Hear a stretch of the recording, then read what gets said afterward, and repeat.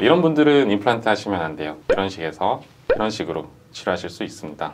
저는 보철과 수련을 마친 보철과 전문의입니다. 약 10년 동안 임상을 하고 있고 지역에서 최다 임플란트 시술 경험이 있는 그런 것으로 수상을 받은 적도 있지만, 많은 분들이 임플란트 수술을 위해서 찾아오시지만 제가 임플란트 수술을 꼭 권하지 않는 경우들이 몇 가지 있습니다. 그래서 어떠한 케이스에서 제가 추천을 드리지 않는지 이어서 설명드리도록 하겠습니다. 임플란트를 추천드리지 않는 경우는 세 가지가 있습니다. 첫 번째 케이스는 앞니 브릿지를 했었는데 재치료를 하는 경우입니다. 브릿지를 하게 되면 이제 치아가 없는 부위는 시간이 지나면서 뼈가 굉장히 많이 흡수가 되게 됩니다. 그리고 브릿지라는 것은 결국은 수명이 있기 때문에 재치료가 언젠가는 필요하게 되는데, 치료를 다시 하게 되는 경우, 치아가 빠져 있는 부분을 임플란트 수술을 하게 되면 앞니 같은 경우는 이제 심미적으로 잘 보여야 되는데 뼈가 흡수가 많이 심한 경우에는 뼈 이식을 하고 잇몸 이식을 하고 그렇게 하더라도 브릿지보다 좋은 결과를 내지 못하는 경우도 있습니다. 간단한 케이스 하나 같이 한번 보면서 설명드리도록 하겠습니다. 자, 사진을 보시면, 사진에서는 왼쪽에 보이는 이 앞니 3개가 브릿지로 되어 있는 사진입니다. 이렇게 엑스레이를 보시면 이제 하얗게 되어 있는 것이 브릿지고 가운데 치아가 없기 때문에 밑은 비어 있는 것을 볼 수가 있어요. 이렇게 자세히 살펴보면 브릿지로 했는 부분은 이제 왼쪽 편 잇몸 부분을 보더라도 이렇게 잇몸이 푸르딩딩하게 바뀌어 있는 것을 볼 수가 있고, 그 다음에 가운데 있는 치아를 보시면 잇몸이 푹 꺼져 있는 것을 볼 수가 있습니다. 이렇게 브릿지를 재치료가 필요해가지고 제거를 해보면 치아가 상태가 굉장히 많이 안 좋은 경우가 있는데요. 자, 이 부분을 이제 가운데를 임플란트를 하고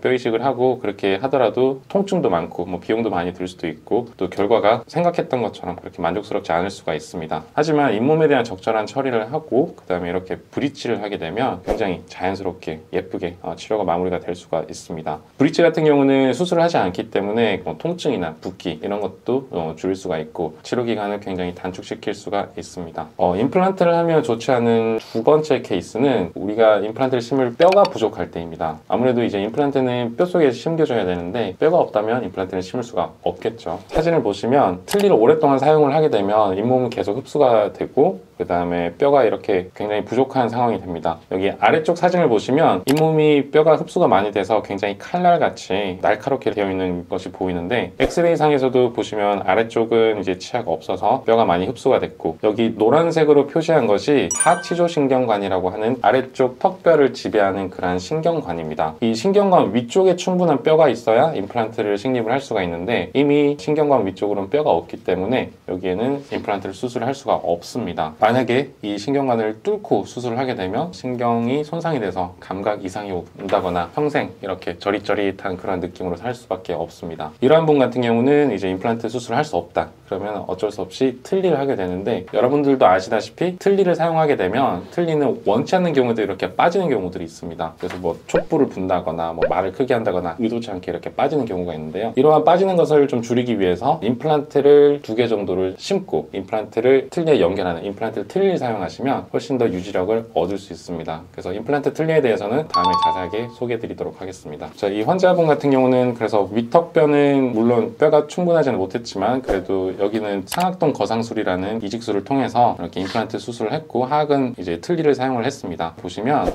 틀니를 사용했음에도 불구하고 편안하게 식사를 하실 수 있는 그런 모습을 볼 수가 있습니다. 임플란트를 하면 좋지 않은 세 번째 케이스는 재신경치료를 시도를 하거나 아니면 신경치료해서 치아를 살려볼 수 있는 기회를 줄 수 있을 때입니다. 앞니 같은 경우는 이제 치아를 빼고 임플란트를 했을 때 그 머리 부분, 크라운 부분을 자연치아와 같이 똑같이 하는 것이 굉장히 중요한데, 아무리 기술이 뛰어나더라도 임플란트 크라운을 내 치아처럼 자연스럽게 한다는 게 결코 쉽지는 않습니다. 자, 사진을 보시면 앞니 여러 개가 이렇게 보이는데 이것은 이제 제가 치료를 마친 케이스입니다. 물론 사진을 보시면 치아가 고르지도 않고 색상적인 부분에서도 이렇게 우리가 이야기하는 연예인들처럼 하얀 그런 예쁜 치아는 아니지만, 원래 우리가 가지고 태어난 이 자연 치아는 각기 가지고 있는 그 고유한 아름다움이 있습니다. 그래서 저는 이 아름다움을 지키는 것이 굉장히 중요하다고 생각을 하고요. 이분 같은 경우는 사실 앞니 중에 하나를 다른 치과에서 치료를 진행을 했다가 신경치료를 한 번 정도 진행을 하고 이 치아는 그냥 발치를 해야 되겠다라고 설명을 듣고, 그래서 환자분께서는 어떻게든 치아를 살리고 싶으셔서 한번 저를 방문해 주셨습니다. 이렇게 엑스레이를 보시면 신경치료를 했기 때문에 머리 부분에 하얗게 되어 있는 부분이 있고, 그 다음에 뿌리 쪽 보시면 이렇게 검정색으로 염증이 잡혀 있는 것이 보입니다. 있습니다. 제가 봤을 때는 이제 신경치료를 충분히 해서 살려볼 가능성이 있다고 판단을 했고, 그래서 신경치료를 진행을 했습니다. 그래서 사진을 보시면 이렇게 구멍은 신경치료를 하기 위해서 신경에 접근하는 입구를 만든 것이고, 신경치료가 다 끝나고 나면 입구를 레진으로 깨끗하게 메워서 이렇게 치료를 마무리하게 됩니다. 그래서 엑스레이를 이렇게 보시면 뿌리 쪽에 하얗게 채워져 있는 게 보이고, 아주 자연스럽게 치료를 했는지 안 했는지 모를 정도의 결과를 보여주고 있습니다. 환자분도 당연히 잘 쓰고 있고 자기의 치아를 보존할 수 있어서 굉장히 만족하셨던 그런 케이스입니다. 꼭 이제 충치가 생겼다고 해서 발치를 반드시 해야 될 필요는 없는 거네요. 충치가 생겼다고 하더라도 무조건 발치를 하는 것은 아닙니다. 충치가 굉장히 심하더라도 뿌리가 그래도 건전하다고 하는 경우에는 치아 뿌리에 기둥을 심고, 기둥을 심는 거랑 임플란트랑은 다릅니다. 뿌리에 기둥을 심고 머리를 보강해서 씌울 수 있는 포스트 앤 코어라는 치료가 있습니다. 내 치아를 살릴 수 있는 마지막 최후의 수단이라고 생각을 하시면 되겠습니다. 포스트 앤 코어에 관련해서는 다음번에 또 자세하게 설명드리도록 하겠습니다. 어쨌든 원장님께서는 좀 자연 치아를 가능한 보존하는 게 좋다 이런 의견을 가지고 계신 건가요? 임플란트 같은 경우는 마찬가지로 영구적이지 않습니다. 임플란트는 치아가 빠졌을 때 대체하는 최후의 수단이고, 내 치아를 최대한 보존할 수 있다면 그것이 가장 바람직한 방법이 아닐까 생각을 합니다. 물론 포스트 코어처럼 치아를 살릴 수 있는 그러한 경우가 있지만, 하지만 치아의 상태에 따라서 포스트 코어가 불가능하고 발치를 해야 되는 안타까운 상황도 있습니다. 포스트 코어를 해서 치아를 살릴 수 있느냐, 발치를 해야 되느냐, 그것은 사실은 담당 원장님이 가장 정확히 판단할 수 있기 때문에 무조건 치아를 살려달라, 무조건 포스트 코어를 해달라 요구하는 것은 조금 어려운 점이 있습니다. 그 임플란트보다 자연 치아를 활용할 때 좀 지속성 면에서 이점이 있다는 그런 말씀이신가요? 임플란트를 바로 하지 않고 자연 치아를 최대한 살린다는 것은 임플란트를 하는 시기를 늦춘다는 데 의미가 있습니다. 왜냐하면 임플란트도 염증이 생길 수가 있고 탈이 날 수 있기 때문에 어찌됐건 내 치아를 만약에 쓸 수 있다면 최대한 오래 쓸 수 있는 게 가장 좋지 않을까 싶습니다. 그럼 임플란트랑 브릿지 이런 건 어떨 때 하면 각각 이점이 있을까요? 임플란트나 브릿지나 결국은 이제 치아가 하나 혹은 뭐 2개 이상 이렇게 빠졌을 때 하게 되는 치료인데요. 브릿지 같은 경우는 결과적으로는 이제 양쪽에 있는 내 치아를 깎아서 씌워야 되기 때문에 치아가 건전하다면 성한 치아를 상하게 만들 수 있는 그러한 치료 방법이라고 할 수 있습니다. 하지만 임플란트 같은 경우는 양옆에 있는 치아를 건드리지 않고 가운데 임플란트만 식립할 수 있기 때문에 내 치아를 보존할 수 있다는 큰 장점이 있습니다. 임플란트랑 브릿지 치료 기간이랑 비용은 어떻게 다를까요? 우선 브릿지부터 설명을 드리면, 브릿지는 아까 말씀드렸던 것처럼 양옆에 있는 치아를 깎아서 걸어 씌우는 겁니다. 그래서 양옆에 있는 크라운, 가운데 가짜 치아 하나, 그래서 총 3개의 크라운 비용이 들어가게 됩니다. 임플란트 같은 경우는 양쪽에 있는 치아를 건드릴 필요가 없기 때문에 가운데 있는 임플란트만 치료 비용이 든다고 볼 수 있는데, 크라운이나 임플란트나 각각 이제 치과마다 비용이 다 다르기 때문에 어떠한 치료가 더 비싸다, 어떠한 치료가 더 좀 경제적이다 이렇게 말씀드릴 수는 없지만, 일반적으로 임플란트 같은 경우는 임플란트 식립뿐만 아니라 또 뼈 이식이라는 추가적인 그런 시술 과정 들어가기 때문에 브릿지보다는 다소 치료 비용이 좀 높아지는 점이 있습니다. 외관적으로 봤을 때 브릿지로 좀 치료를 하게 되면 임플란트보다는 좀 치아가 부자연스러울 가능성도 있나요?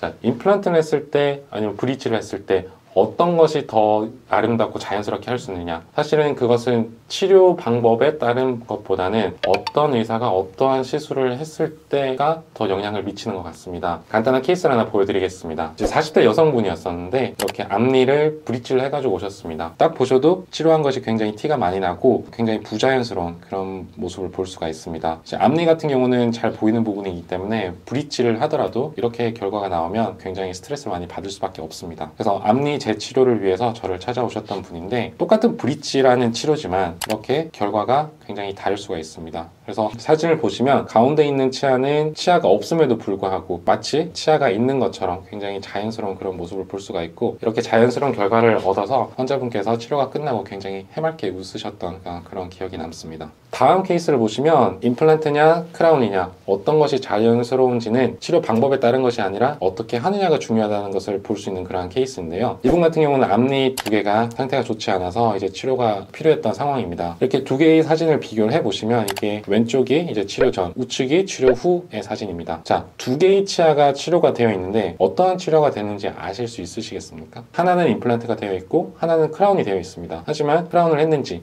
임플란트를 했는지 아실 수 없도록 이렇게 자연스럽게 결과를 낼 수도 있습니다. 여기서 왼쪽에 있는 치아가 크라운을 한 사진이고 오른쪽 치아는 임플란트를 했었던 치아입니다. 이렇게 임플란트를 하지 않으면 좋은 경우는 크게 세 가지가 있습니다. 첫 번째, 앞니 브릿지를 재치료하는 경우. 두 번째, 임플란트를 하려고 하지만 뼈가 부족한 경우. 세 번째, 내 치아를 살릴 수 있는 신경치료 혹은 재신경치료를 한번 시도를 해볼 수 있는 경우. 치아를 상실을 하거나 재치료를 해야 되는 경우 꼭 임플란트를 해야 되는 것은 아니기 때문에 담당 원장님과 충분한 상담을 통해서 본인에게 가장 적합한 치료를 받으시면 좋겠습니다. 감사합니다.